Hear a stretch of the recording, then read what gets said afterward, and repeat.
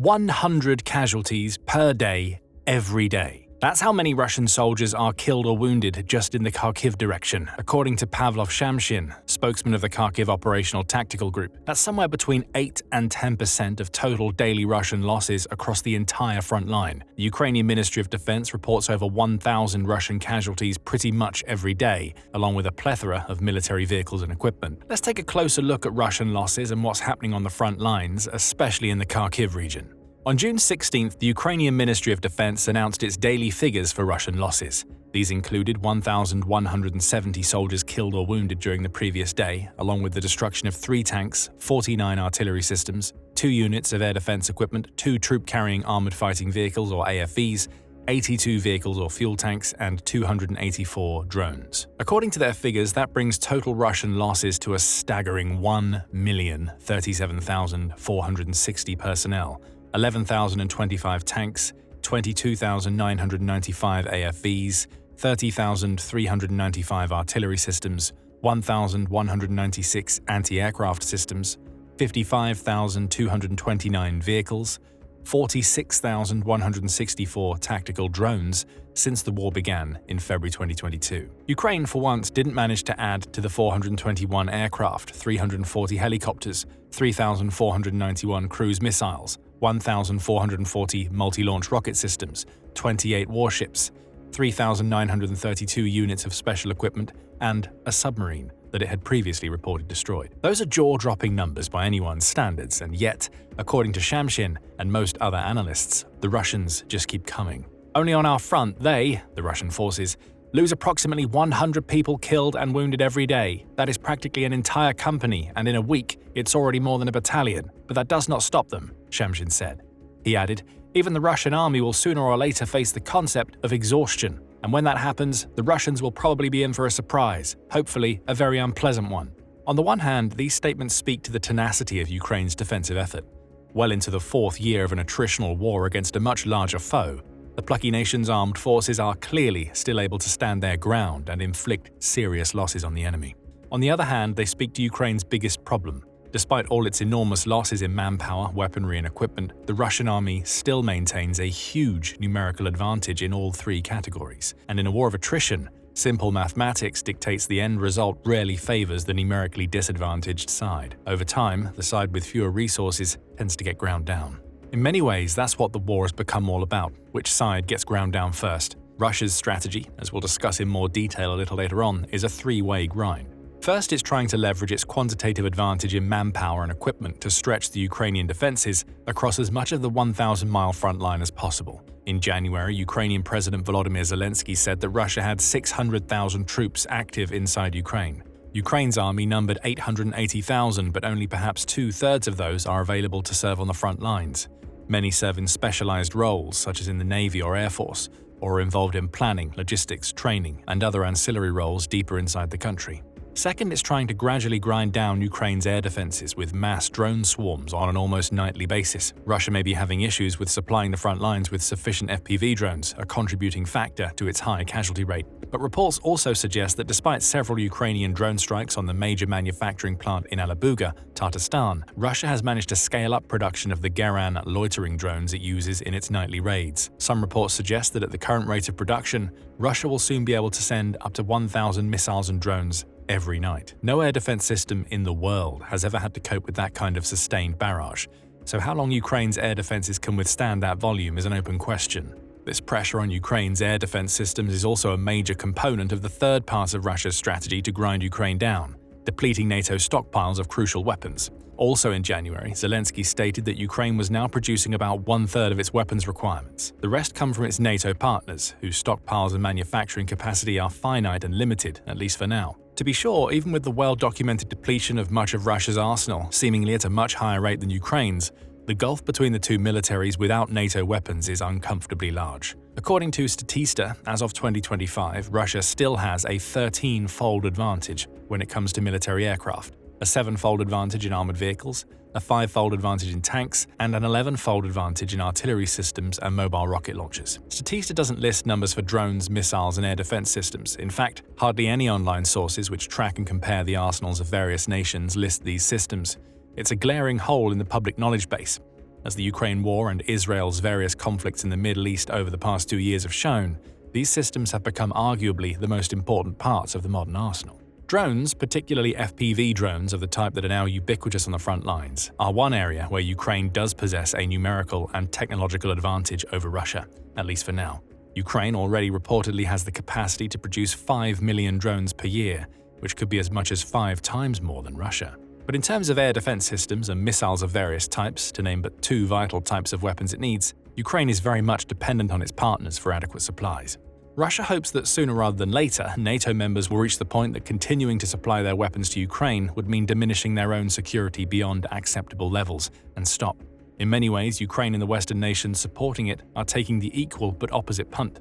They're hoping that Ukraine can slowly but surely grind Russia's army and arsenal down to the point that Russia's best bet is to seek an end to the conflict at the negotiating table, on unfavorable terms. Ideally, Russia's army should be so depleted that the risk of it invading other European nations is no longer a credible threat. Or even better, the strain on Russia caused by the steady degradation of its men, machines, and economy will cause the regime to collapse. Is the strategy working? Is Russia being gradually weakened? It's hard to tell definitively, with a case to be made on either side. Perhaps the old adage, Russia is never as strong as she looks, Russia is never as weak as she looks, attributed to the likes of Winston Churchill and Napoleon Bonaparte, rings truest here. In terms of manpower, the raw numbers raise as many questions as they provide answers. If Statista's figures are accurate, and Russia has an active army of around 1.32 million, but it has already suffered over 1.032 million casualties, then where do the 600,000 supposedly fighting in Ukraine come from? The numbers don't add up, let's face it. One explanation is that the casualty figure, which includes both killed and wounded, is largely comprised of wounded soldiers, large numbers of whom have subsequently been rehabilitated and returned to active service, supplemented by a steady inflow of new recruits numbering 40 to 45,000 a month, according to Zelensky. That will be sufficient to maintain numbers despite heavy losses. Or maybe the Ukrainian MOD is overstating its case somewhat. Arguably the most accurate source of Russian casualty data is from the anti-Putin independent Russian media outlet Mediazona. In conjunction with BBC News Russian edition, they track confirmed Russian military deaths from verified, publicly available sources, including social media posts made by family members, local news reports, and official announcements from regional authorities. They also provide an estimate of excess mortality among men based on probate registry data to address the limitations of relying solely on publicly reported deaths. To date, they put the number of Russian deaths in Ukraine at between 116,000 and 165,000. Assuming the Ukrainian MOD's total casualty figure is accurate and the upper bound of Mediazona's estimate is correct, that puts Russia's wounded-to-dead ratio at around 6 to 1, which is credible. Up to and including World War II, the average ratio was held to be around 3 to 1, with lower ratios taken as an indication of war crimes. But advances in medical technology and warfare tactics have substantially reduced the kill rate. In the Iraq War, for example, the US achieved a ratio of between 10 and 17 to 1. So it's credible that Russia, with inferior medical facilities to the US and meat grinder tactics on the battlefield, would be at around 6 to 1. The problem for Ukraine is that even at over 1,000 casualties per day, Russia has been able to plug the holes and keep on grinding, as Shamshin suggests. But is the same true for Ukraine? Every day, the Russian Ministry of Defense reports on Ukrainian losses in a similar way to its opposite number. On July 15th, it reported a total of 1,030 Ukrainian casualties. That included up to 180 Ukrainian personnel, 5 armored fighting vehicles, 6 motor vehicles, and 8 artillery pieces accounted for by the battle group Seva, or North, which is responsible for the Kharkiv region. If those numbers are accurate, and that's a big if, it would mean that Ukrainian losses for the day in that direction were 80% greater than Russia's. Russia reports similar numbers daily, and Ukraine's manpower issues are, on the face of it, far more acute than Russia's. For now, the generous salaries and benefits offered to new army recruits has spared Putin from the kind of tough mobilization Zelensky has been forced to implement.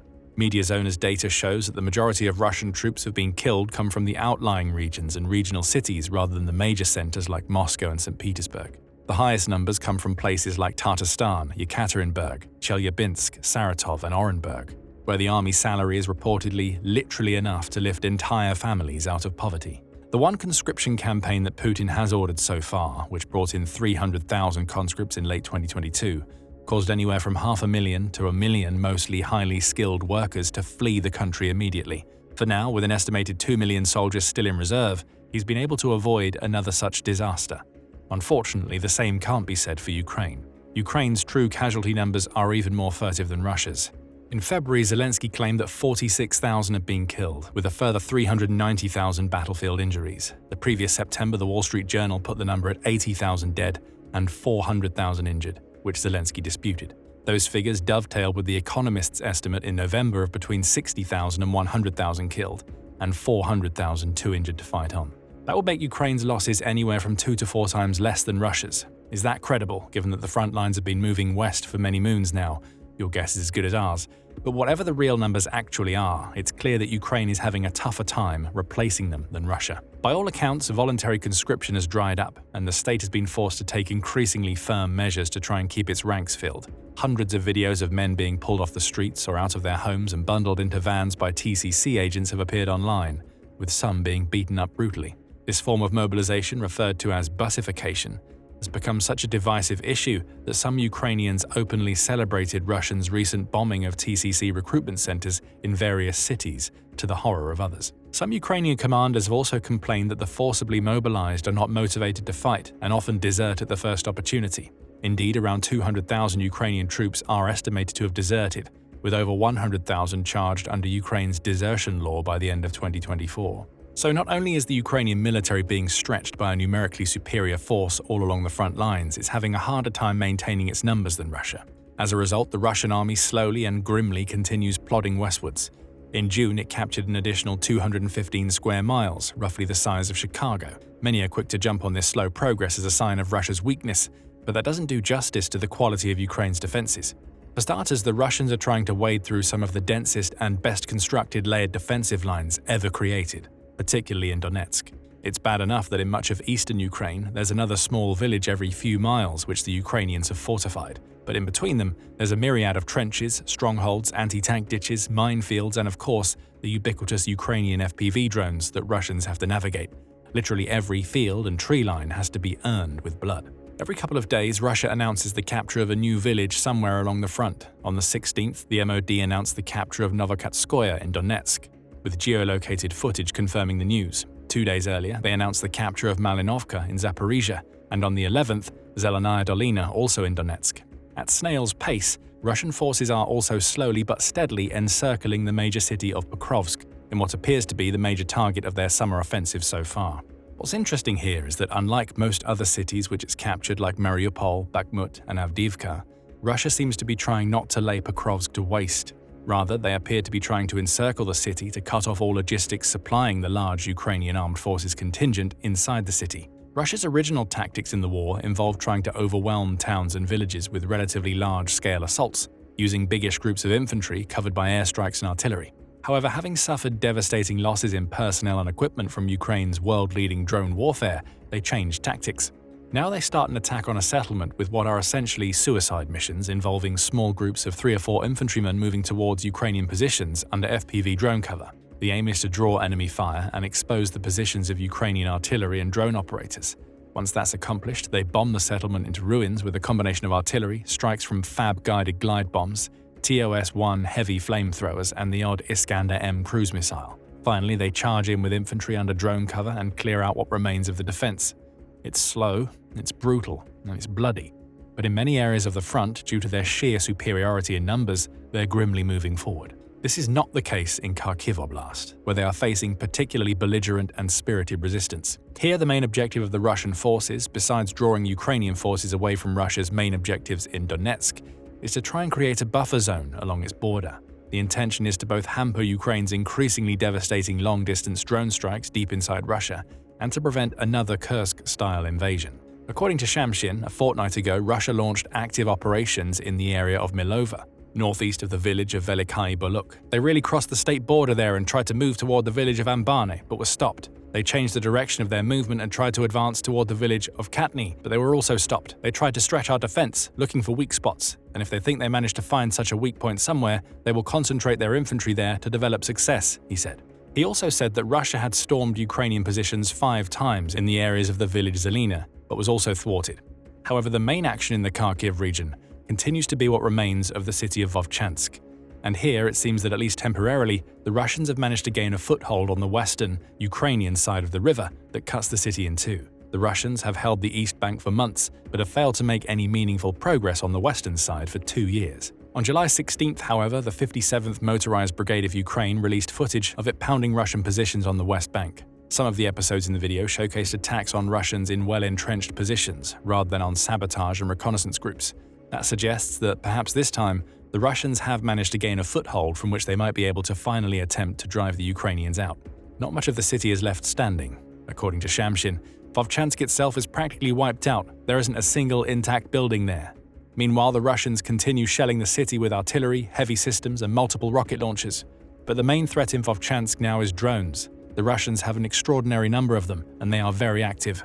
For now, despite being severely stretched in some pockets, the Ukrainian defense is holding in Kharkiv and pretty much right across the front.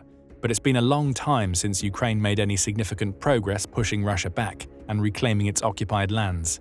Maybe the influx of weapons from the newly announced plan for NATO members to buy large quantities of weapons from the US for Ukraine will enable a new Ukrainian offensive.